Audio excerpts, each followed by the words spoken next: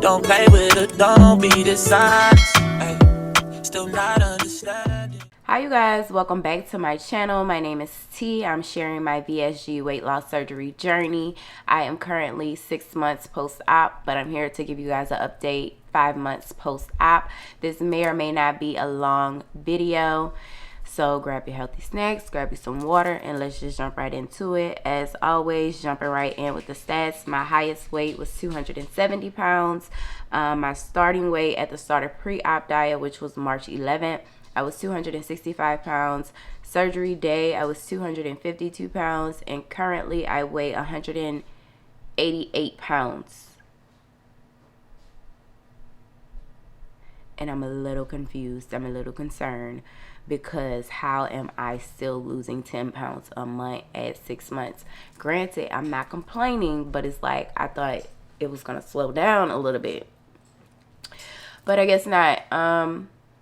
So yeah, I've lost a total of 82 pounds from my highest weight and 64 pounds since surgery. I did meet with Dr. Krukreja.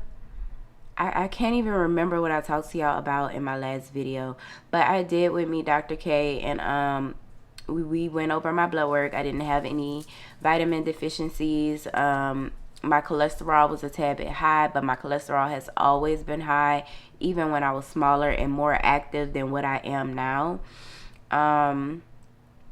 He said don't use the patches to go back to the pill form. However, I'm still using the patches right now because I've already spent my money on them. But he was like, the absorption rate is trash. You need to take the pill form, and if the vitamin patches truly worked, I would just prescribe you to lay in a bed of lettuce, yada yada yada. I mean, I did record my conversation with him, but I don't want to put it in his video. Like I don't even know if I saved the video, honestly. But yeah, I'm healthy and well. All good with my blood work. I don't have any deficiency. He also said something was a little high. I think he said my vitamin K or something. Something he said was a tad bit high. I did let him know that I'm back smoking. Of course, as a doctor, he understands that people are going to do what they want to do, but he also wants to encourage good behavior. So basically, he was like, if you do decide to quit smoking, we want to make sure that we're quitting smoking and replacing it with something healthy versus like going back to food and eating bad things or whatever. I do plan to quit smoking again eventually.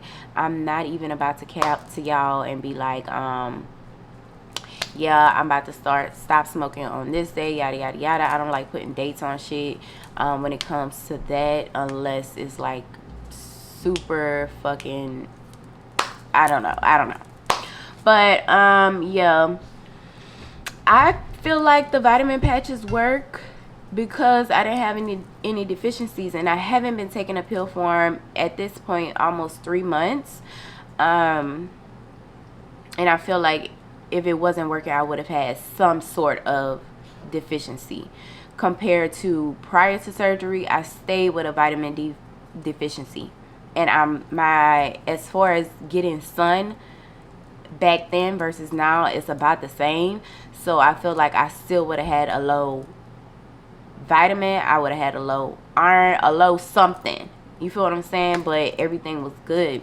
So I do feel like the vitamin patches work. I just feel like that's his stance on vitamin patches, and that's okay. But as a patient, as a human being, I'm still going to do what I want to do, regardless what the doctor is saying, you know, within reason. It's a vitamin patch. Like, my God, it's not like a high blood pressure medication. It's all right. I also want to talk about like projecting your lifestyle onto other people. I've noticed like since I've gotten surgery, when other people are eating, I have to catch myself and be like, damn, you about to eat all of that, or damn, you eating that, or damn, you don't need that much. But I also have to remember, like, they didn't have the surgery, Miss Ma'am. They didn't have the surgery, you did. Therefore, stop projecting onto other people. Just because you wouldn't do it doesn't mean they don't have to do it too. You feel what I'm saying? If that makes sense. So don't project your lifestyle onto other people. That's not right. That's not fair. You shouldn't be doing that. Let people eat how they want to eat, and you eat what the fuck you can eat. You feel what I'm saying? Don't be trying to like, don't do that. Just don't do that. The first 3 months of the procedure, you are going to go through a grieving process. Because as I mentioned in my previous videos, you go through this process where it's like, damn, I can't eat this food. I want to eat more. I can't eat more. I can't eat my favorites. Like, you're going to go through that whole grieving process, but it gets better. Are you going to be able to eat more? Probably so eventually, but definitely be prepared for that grieving process. Eating now is much more enjoyable versus 3 months ago. I don't get as uncomfortable when I'm eating. Like, it's not as uncomfortable. I still do get fairly uncomfortable at times when I'm eating, but for the most part, I can eat and just be fine. Do it feel like I'm eating prior to surgery? No, it probably will never feel the same as it did before surgery. It's just a different feeling that you have eating now than when you did, you feel what I'm saying, prior to surgery. But you know, you get through it day by day. It gets easier. At this point in my journey, I feel like the journey gets more difficult as you go on, because you have more, or you have less restriction as far as what you can and cannot eat. So just because you can don't mean you should, and I battle with that a lot, because I'm like, damn, it's all this good food out here and I'm stuck in here eating a nursing home meal. You feel what I'm saying?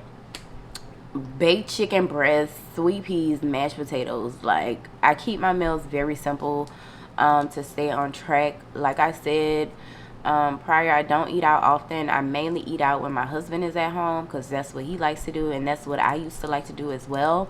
So that's the only time I eat out. If I'm by myself, I'm eating whatever the fuck is in here, and half the time I don't want what's in here, but what the fuck else am I gonna do? I'm not gonna, like, I've made the commitment to not eat out. If I'm by myself, I may as well just make the food myself. Half the time I don't want what it is that I have in there, but I just force myself to eat it, and that's a struggle in itself too, because a lot of the times I'm not hungry, and I find it very hard to eat if I'm not craving something, or if I'm not hungry. If I'm not hungry and I'm not craving nothing, I don't want nothing. You feel what I'm saying? And I've never been a person to like force myself to eat if I'm not fucking hungry. You feel what I'm saying? So that gets a little sticky, because you have to eat. You have to fuel your body, so on and so forth. When it comes to eating, I don't limit myself. If I have a craving for some, I still have not tried bread, y'all. I still have not tried bread. But I have tried rice. I've tried white jasmine rice. Like, rice is kind of like my carb go-to over bread. Now, I still haven't tried bread, and I'm scared to try bread, because once I try the bread, I'm always gonna want to have bread. It will be no self-control when it comes to bread for me. So I still have not tried bread just yet. I think I'm gonna give it a little bit more time before I hop into the bread basket. But yeah, I don't tell myself no. If I want something, I go and have it. If I want some classic Lay's chips, I have it. If I want some Cheetos, I'll have a couple. It takes me a month to eat like a regular size bag of chips, because like I said, it'd be a craving. I gotta get that craving out the way. This bag right here, this bag of chips I've been having for a month. They're still fresh because I keep them closed, but I've been eating on this for a month. So that's just kind of like gives you an example of how often I'm eating bad things. So I'll eat them, but I'm not having it every day. Meal prepping, I can definitely probably do meal prepping, because my stomach and my brain and my taste buds, we're all on one accord. Therefore, if I want something to eat, if I meal prep, I can probably do it for 2 days at a time. After that second day is when shit gets a little sticky. I get a little exhausted. I get a little tired of the same foods. So yeah, but initially you're not going to be able to meal prep. It's not going to work. Your stomach your taste buds and your brain is not always going to be on the same page. It's going to take a while for your body to regulate, and I feel like my body is finally regulating at 6 months. So that's a little insane. I don't eat what I'm supposed to eat all the time, but I do make conscious decisions as far as like my eating habits and how I'm taking care of my body and how I'm hydrating my body, which is why I think, and I keep all negative thoughts away, which is why I believe I've had such a successful experience thus far, mentally, I want to say. Also, I want to say, don't get fucking fat, bitch. Don't do it. Seriously, it's not fun. It's very time consuming. It's depressing. Like, just don't gain a fucking weight, ho. Watch what the fuck you eat. Because you wouldn't have to be going through none of this shit, honestly. Like, just be mindful. Be demure about what it is that you're eating. How much of it you're eating. When you're eating. Get you some sleep. Get you some rest. Cut all that stress out. Anyway, back to, I really don't have any updates for real. That's why I'm kind of like just throwing some random shit in here. But I'm like, damn, I gotta get the video up. I still drink about 1 protein shake a day. Sometimes I don't drink a protein shake a day. I feel like I touched on this before. On the weekends, I probably don't get the best amount of protein that I should be because I sleep for a long time during the weekend. Like during the weekends, I really just lounge around. And when your body is not active, there's no appetite being built up. You feel what I'm saying? So the most I'll probably do is like 3 bottles of water, a protein shake, and maybe a piece of meat. That's what like a weekend looks like for me. Maybe a snack like a 0 sugar Reese's or a chip or something, or peanut butter filled pretzel. I just be eating shit like that, like real simple, cute, clean shit. Back to what I was saying earlier, get you some sleep. Sleeping definitely affects your weight loss. I can definitely tell a difference in my body and the bloating, and just overall how I feel in general when I'm not getting enough rest. There is a major difference. So getting enough rest is key to this journey. I'm telling you now. Hydrate, rest, protein. Hydrate, rest, protein. Hydrate, rest, protein. Those are going to be key things. And to be quite honest, I'm not getting the protein in that I probably should be, that I know I could. But I'll eat all day. I don't mind eating at all. I'll fuck me up some fruit, some pineapple, some yellow peaches, some chicken breasts. I love the frozen rotisserie chicken wings. Bomb by Tyson. Bomb. Ground turkey, sweet peas, broccoli, spinach, asparagus, all that good stuff. Y'all, I really don't have that much to update on. I'm tired, as you can tell. This is why the video is late. Last thing I can think of really is body odor. I feel like my body odor has regulated. Like, I'm not as musty as I was initially. Miss Ma'am down there is not as musty as she was initially. Therefore, we're good. My hair still sheds, but not how it was, girl. Just pull on it and it come out. And that's also something Dr. Krukreja mentioned as well. He stated that my hair should get back to normal, regulating how it was previously or whatever. So yeah, y'all, this has to be the best decision I could have made for my life and my health. It's really something when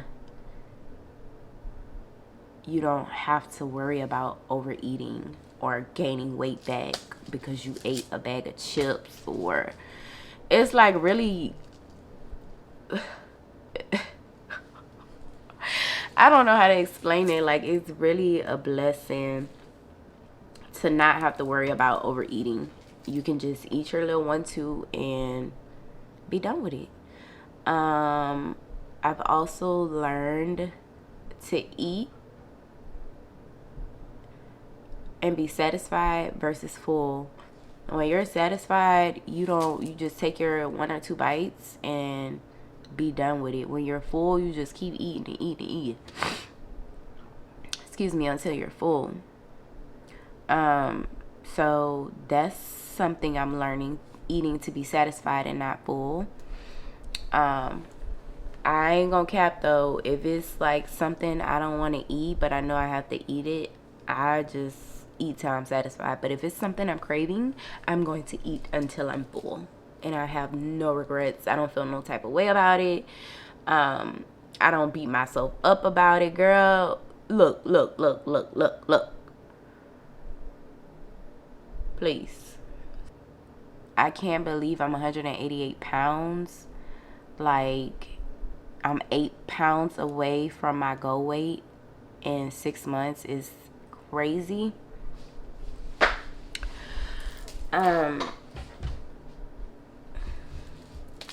What do you do? Like, what do you do once you reach your goal weight? What do you do? I feel like once I reach my goal weight, I don't want this to happen, but I feel like once I reach my goal weight, my intentions with my meals is going to go out the fucking window, and I would hate that for me. So I'm going to try my hardest to like keep everything in check, even though I'm at my goal weight. And also, y'all, I did walk. I walked this month for like a week. I did. I really did. I really tried my hardest. But after that week, it left. It left, boo. But I tried. I did try. I tried my hardest, okay? But yeah, that's all I got. I hope you guys enjoyed the video, and I will see y'all in the next one. Also, hold on. Let me check this chart real quick. At 5 months, I was supposed to be, let me see, 56. Hold on. At 5 months, I was supposed to be 50 pounds down, and I was at like 60 something pounds down. So I'm still ahead. Dr. Krukreja also mentioned that I should probably lose about 10, he said 15 to 20 more pounds, and then I should be done. At the time when he told me that, I believe I was like 198. I was like 198, and I'm already halfway through what he said I was going to lose. And then he said I should just stable out. But everybody's bodies is different. I'm assuming he said that based off, you know, his experience, which he's a doctor, not me. And I would love for that to be true. 15 to 20 more pounds, like that's all I need, literally. So yeah, 8 more pounds to go, and then hopefully I'm done. If not, then I'm gonna be on here looking like a bobblehead. I'm already looking like a bobblehead. I got the 5 head. Yes, I do. I'm already on here looking like the bobblehead, but just imagine 20 more pounds. Just imagine 20 more pounds. Like, that's literally insane, and I can't even imagine being smaller than 180.